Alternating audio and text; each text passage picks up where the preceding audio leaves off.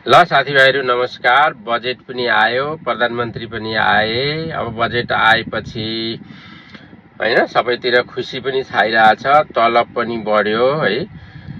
अनि अब विकासका आयोजनाहरू पनि कता कता परे, के भए, अब सबैका क्षेत्रहरूमा परे होला, कसकमा परेनन् भने पनि अब फेरि अर्को चोटिमा पर्छन् होला हैन। यो पर्ने र नपर्ने पनि कुरो अप्ठ्यारो छ। अब यसो आफैले सम्झिने हो भने हिजोका दिनमा बजारमा गएर चाहिँ नि चारानाको त्यो रातो डल्ले मिठाई खानलाई हैन, अनि कति साह्रो पर्थ्यो हामीलाई चाहिँ नि। अब बुवा आमालाई पैसा चाराना माग्दाखेरि त्यो उता गएर हाम्रो पालुङ्गाकोमा गएर चाहिँ टोकरी किनेर खानलाई चाराना पर्थ्यो त्यतिखेर हैन। त्यो पाउनलाई कति समस्या पर्थ्यो। त्यो हाम्रो साइडबाट त्यो हामीले सङ्घर्ष गरिरहेको हुन्थ्यौँ भने उतापट्टिबाट मिलाउने म्यानेजमेन्टको साइडमा बुवा आमालाई पनि त त्यतिखेर त्यति नै समस्या परिरहेको हुन्थ्यो मिलाएर चाराना दिनलाई हैन। कहिले कहिले दिने, महिनामा एकचोटि दिने कि हप्तामा एकचोटि दिने कि हैन, त्यो मिलाएर त्यहाँ दिनु पर्थ्यो। अब हामी त दिने विषय खोज्थ्यौँ। अहिले पनि त्यही हो। अब सबैजनालाई अब बजेट चाहिएको हुन्छ, अब मिलाउनेले पनि मिलाएर दिनु पर्यो, बाँड्नु पर्यो। सबैभन्दा अहिले चर्चामा रहेको एउटा विषय के आयो त भन्दाखेरि विकास बजेट चाहिँ 20% मात्रै भयो। ऋण तिर्ने बजेट हैन, वित्तीय खर्चमा 20% नै गयो। अनि चालु खर्चमा गयो सबैभन्दा धेरै पैसा 60%। हुन चाहिँ यस्तै नै भइरहेको थियो, तर अहिले चर्चा अलिकति बढी चलेको मात्रै हो। अब चालु खर्चको बजेट त वर्षेनी बढ्ने बजेट नै हो, किनभने तपाईँको चाहिने प्रशासनिक खर्च, अब तलब सलब यस्ता उस्ता कुराहरू प्रत्येक दिन तपाईँले गर्ने खर्चहरू बढ्ने बित्तिकै चालु खर्च बढ्नै पर्यो।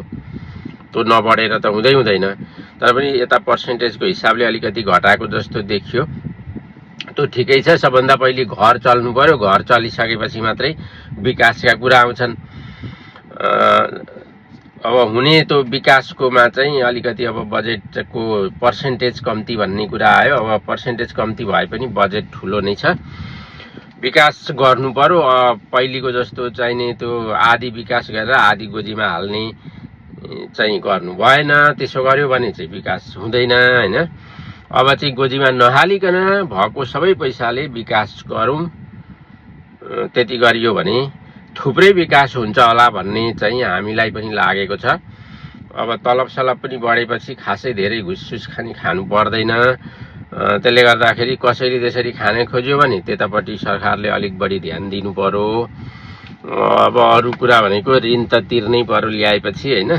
अब हुँदै जाँदाखेरि ऋण चाहिँ अलिक बढेको जाँदा अर्को बजेटहरूमा चाहिँ ऋण चाहिँ तिर्न अहिले 20% छ, अब 30%, 40% हुँदै 50% तिर ऋणै तिर्नेको बजेट चाहिँ 50% तिर गयो भने चाहिँ बजेटको मुख्य हिस्सा त्यही सिद्धिएला। अनि चालु खर्च यतापट्टिको त गर्नै पर्यो हैन, प्रशासनिक खर्च। अनि यो गर्दाखेरि अनि विकास चाहिँ जिरोमा आउला। यो विषयमा चाहिँ सरकारले अलिकति सोच्नु पर्यो। अब अरू कुरा हामीले के सुझाव दिने हैन, अरू चाहियो भने दिन त दिँदै गरिन्छ है। हस्, अहिलेलाई यति नै। धन्यवाद सबैको। जय होस्।